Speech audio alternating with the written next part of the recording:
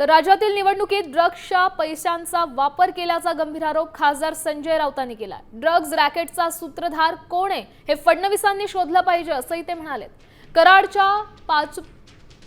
पाचुपतेवाडीत कोंबड्यांच्या शेडमधून 55 कोटींच्या ड्रग्ससह हजारो कोटींचा कच्चा माल जप्त करण्यात आलाय आणि यावरून राऊतांनी गंभीर आरोप केले।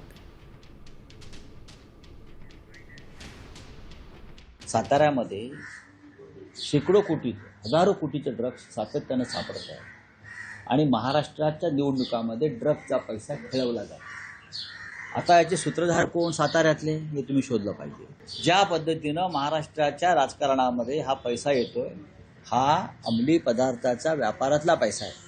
त्याशिवाय इतक्या प्रचंड प्रमाणात पैशाचा वापर होऊ शकत नाही आणि या पैशाचे अंमली पदार्थाच्या पैशाचे सूत्रधार कोण हे देवेंद्र फडणवीस यांनी शोधायला पाहिजे।